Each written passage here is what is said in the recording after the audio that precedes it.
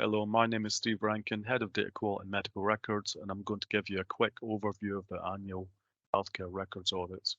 The healthcare records audits first came out of a recommendation for NELFT-wide records audit from the trust auditors Deloitte in 2012.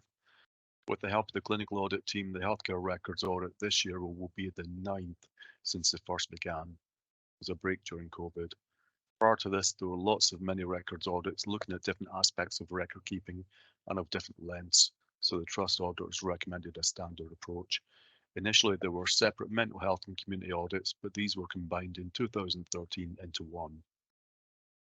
The records audit is a requirement of the Data Security and Protection Toolkit submissions that NELFT makes each year.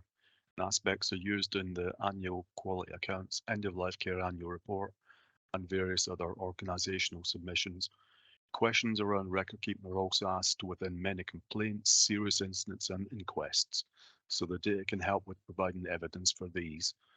It also assists in measuring compliance with NELFT record keeping practices across all electronic and paper record keeping formats used by NELFT staff, and identifies areas of inconsistent practice across team members, as well as highlighting areas where further development may be required to assist staff in record keeping effectively, for example, mobile working and development of the electronic patient records. As a balance, there's also a corporate records audit, although this doesn't happen annually. Record keeping is a professional and organisational responsibility for staff.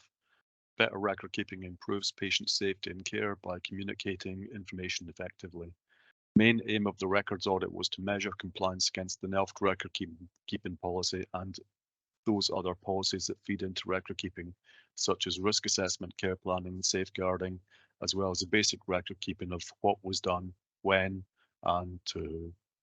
The audit also looks at storage of documents, data quality, inpatient care, children's records, and as the primary records nowadays are electronic, staff are given the opportunity to comment on existing electronic patient record systems and how they want them developed. It also looks at areas to reduce use of paper records where they're still in use and compares results against previous years. New questions are added each year based on priorities and issues identified throughout the year, and guidance documents were provided for RIO System 1 and other electronic and paper records, showing where and how the different aspects of the records should be recorded. The full audit contained over 115 questions covering all aspects of record keeping, both electronic and paper records. The questions were grouped into specific sections. 242 NELFT teams assessed 10 sets of their own records, and 2,211 patient records were audited in total. Where the teams were small, the numbers of records to be audited were reduced. There was a lot of data to go through. The audit generates 351 columns of data to be reviewed for each record audited. Of the 115 elements audited, some of the highlights of the areas of improvement are on screen, with a comparison of the different sections of the audit against previous years. The full audit report is available on the intranet as well as the previous ones.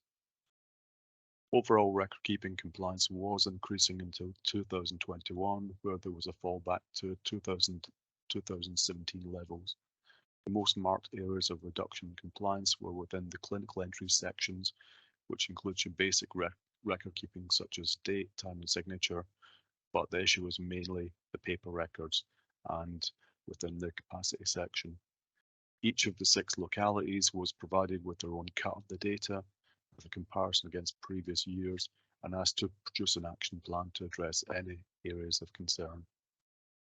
There were a total of 127 recommendations advised within the action plans, covering 43 areas, which included generic ones such as reduction in direct paste of emails, documents, and messaging into clinical notes, improving capture of next of kin information, locality-specific actions such as acute and rehab inpatient managers monitoring that staff are synchronizing patient records, Rankin and Dagenham adult services assigning admin staff to review and complete any outstanding demographics, Essex and Kent adult services to raise awareness and staff understanding capacity, so documenting that capacity has been considered where it's required, Havering to promote use of electronic system format care plans to increase availability of information, Redbridge Services to discuss at monthly service meetings a section of the healthcare records audit report and how the findings relate to that individual service, and Waltham Forest teams to monitor through supervision, correct documentation of duty of candour, capacity assessments and best interest decisions. All actions have been monitored via the Data Quality Action Group, and there's also a separate record keeping improvement task and finish group that's been set up by Diane Searle to look at how to improve record keeping in general, training. Results and comments from staff were also provided to the Rio and System 1 teams and IT to help them support staff in keeping the accurate records. This year's healthcare records audit is due to take place in November, and services will have the usual 6 weeks to complete each of their submissions. Thank you.